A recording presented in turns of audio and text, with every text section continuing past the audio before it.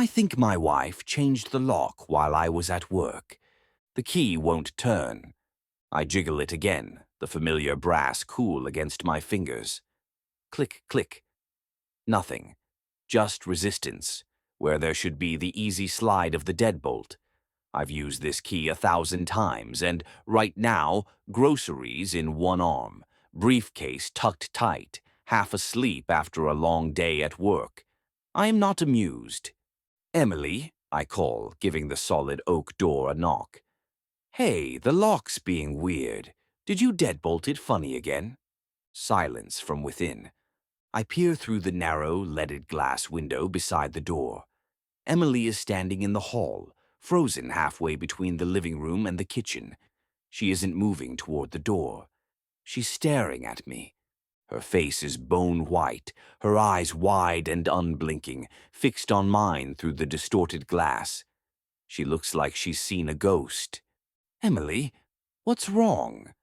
I knock harder, a flicker of unease tightening in my chest. Emily, hey, are you okay? Let me in, please. It's me. It's Ben. I rattle the handle, panic rising now, all my focus on her. A choked sob escapes her, her hand flying to her mouth. Tears well and spill over, tracking paths through her pallor. Still, she doesn't move toward the lock. Emily, please. I hammer on the wood now. Open the door. Talk to me. What happened? She flinches like she's been struck, stumbling back a step. No, she whispers, shaking her head. No, no. This isn't possible. My heart kicks hard. Emily, honey, what's going on? I press my face closer to the door, voice low, urgent. Open the door. Please, let me help you. She backs further into the shadows, her hands trembling at her sides. No, she says again, firmer this time. You can't be here. Emily, I say softly. It's me. It's Ben. Just open the door, please. She snaps then, her voice sharp and panicked. You're not Ben. Ben is dead. Silence slams between us. Her voice, when it returns, is a thin, broken whisper, barely audible through the thick wood. You died, Ben. 6 months ago. Another sob tears through her. We mourned you. I mourned you. 6 months. The impossibility of it slams into me. I remember yesterday morning, kissing her sleep-warm cheek, the smell of her shampoo, the mundane argument about whose turn it was to take out the recycling. I remember today, the commute, the tedious budget meeting. Emily, that's insane. I'm right here. Look at me. I saw you this morning. I'm real. You look like him, she weeps, her voice thick with revulsion now, cutting through the fear. You sound almost like him, but you're not Ben. Her terror isn't hysterical. It's cold, absolute and utterly devastating. Please, just go away. Whatever you are, leave us alone. Please. And then she turns. Her footsteps echo down the hall, leaving me stranded, exiled, on the porch of my own home. My breath stutters, my fingers go numb. I drop the groceries without realizing, plastic bags splitting, cans rolling across the stoop. I dig in my pocket for my phone, hands trembling, but it isn't there. Of course it isn't there. Where the hell is it? Help! I shout, turning to the street. Somebody, please, I need help. Windows glow warmly in the distance. Cars pass. No one answers. I sprint down the sidewalk, nearly tripping on the curb, and tear across the block toward Mike's house. My oldest friend. The only person who might make sense of this. The porch light is off. I pound on the door with both fists. Mike, open up. It's Ben. Emily's not okay. She's saying crazy things. Please, man, I don't know what's going on. The living room curtain twitches.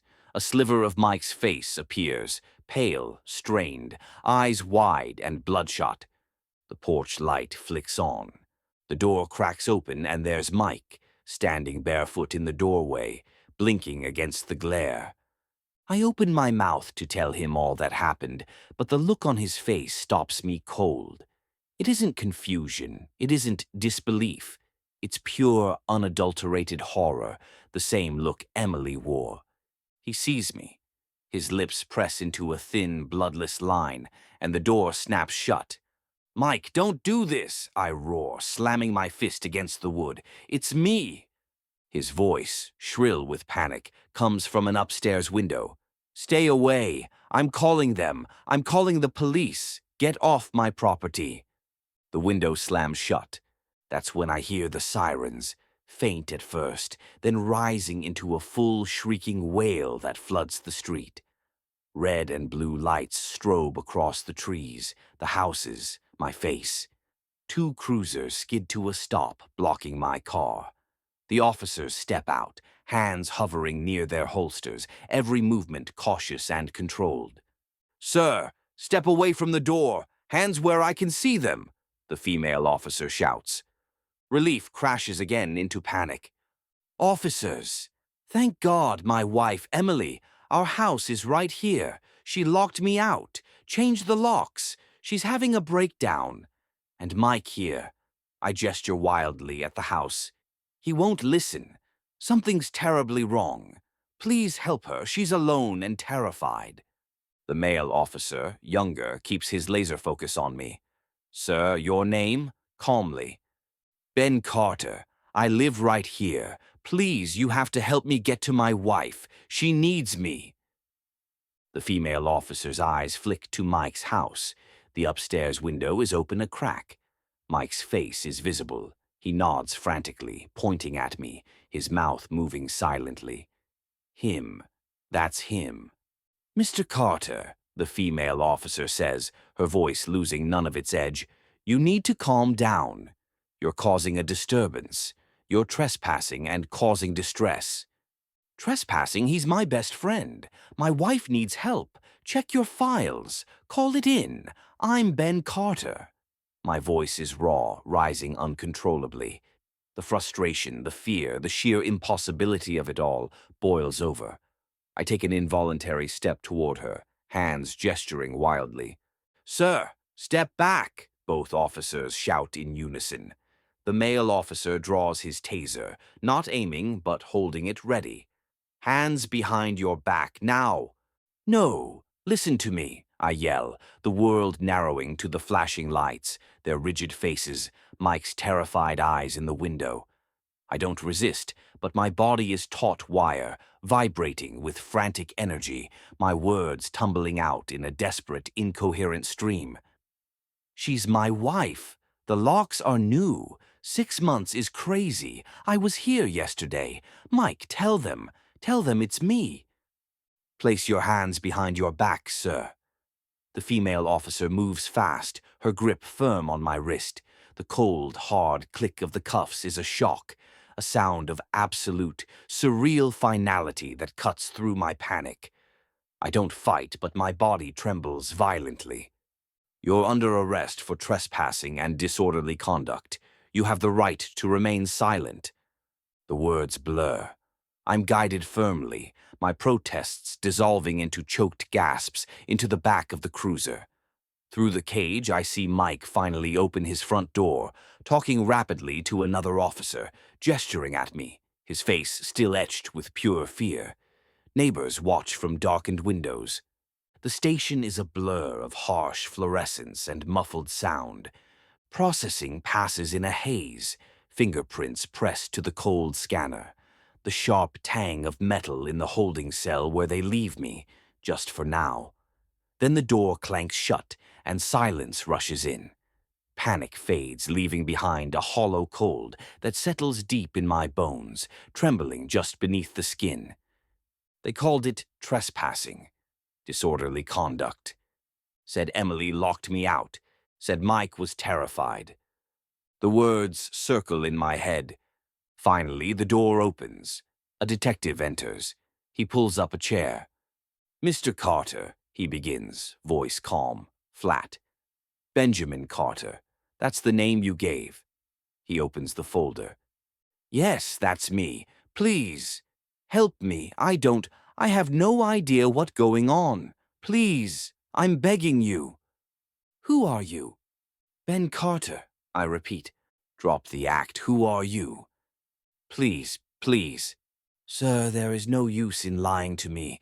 We ran your prints. He slides a printout toward me. It shows two sets of fingerprints, one clearly labeled from the scanner moments ago. The other, these, he says, tapping the second set, are the prints on file for Benjamin James Carter, from his driver's license application, military records, his entire life. He looks at me, gaze steady. They don't match. What? The denial slips out, weak, automatic. That's impossible. Your machine, the machine is fine, he says, his voice flat. Your prints do not match the prints of Benjamin Carter. He slides another paper from the folder. A death certificate. Benjamin James Carter. Date of death, March 12th, 6 months ago. My address, my birth date, my parents' names. Official, sealed. This is the legal record. He slides over another document, a police report. Missing persons. Benjamin Carter. Vehicle recovered from Blackwater River. No sign of driver. Extensive search suspended. Dated 6 months ago. Then a final sheet, a property report. Complaint from Emily Carter. Address. Subject reports repeated attempts by unknown male impersonating deceased husband to gain entry to residence. Locks changed on date 3 months ago. Security system installed. Date last month. Subject described impersonator as identical to deceased spouse in appearance and voice, causing extreme distress. He closes the folder slowly. Your prints don't match Benjamin Carter's. Benjamin Carter is legally dead. His widow reports someone matching your exact description has been terrorizing her for months, trying to get into the home you claim is yours. He leans forward slightly, his voice quiet, filled with a terrible, chilling certainty. So I need you to tell me, who are you, and why are you doing this to that poor woman? The detective's words hang in the air like frozen poison. Prints don't match. Legally dead. Terrorizing her. They're facts, delivered with the crushing weight of bureaucracy. My mind scrambles, a rat in a flooding cage. This isn't denial anymore. It's pure animal panic, clawing at the bars of an impossible trap. Who am I? I echo. The detective's pitying stare burns like acid. I'm Ben Carter. That's my house. Emily is my wife. My voice rises, sharper than I mean, echoing off the cinder-block walls. Can't you see? She's locked herself in there, terrified out of her mind, thinking nonsense. I need to get into that house. She needs me. She needs to see me, properly, to understand it's really me. I lean forward, the metal chair scraping harshly across the floor. Take me there. Right now. Unlock the door. Let me show her. Let me touch her. She'll know. She'll know it's me then.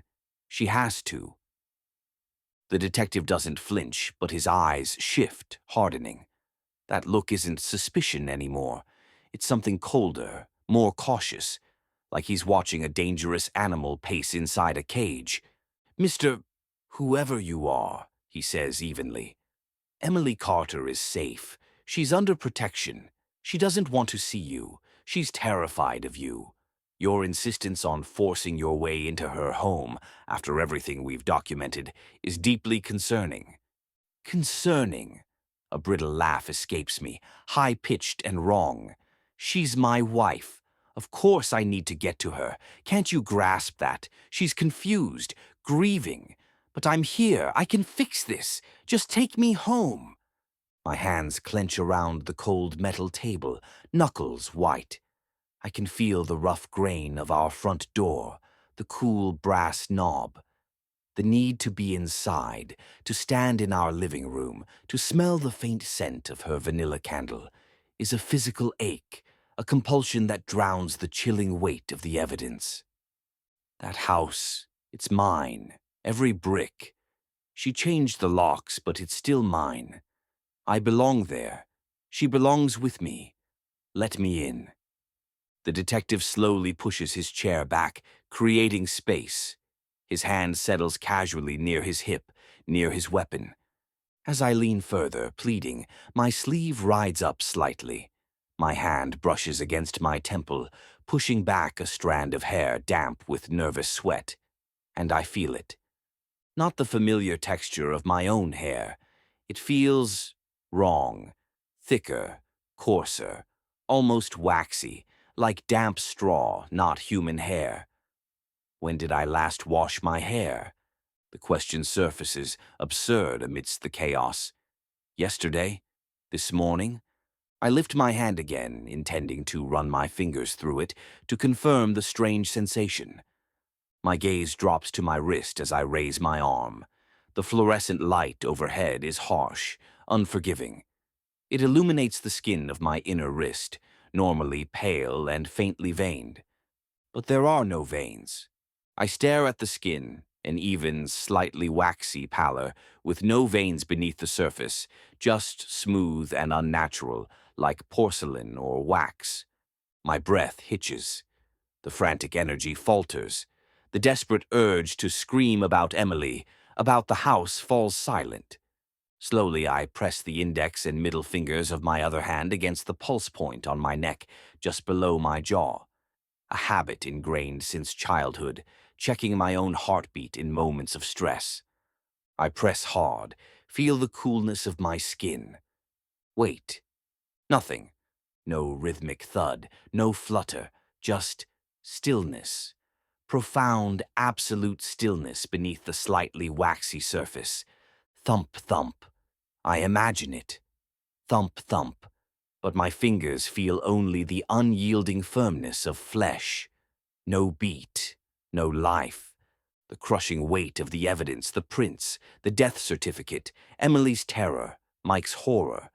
No pulse. My hand drops from my neck as if burned. I look down at my other wrist again. "Sir," the detective says, cautious now, but the edge of suspicion deepens into something else. Something closer to the fear I saw in Emily's eyes. What is it? I can't answer. The words, "she is my wife," die on my tongue, hollow and meaningless.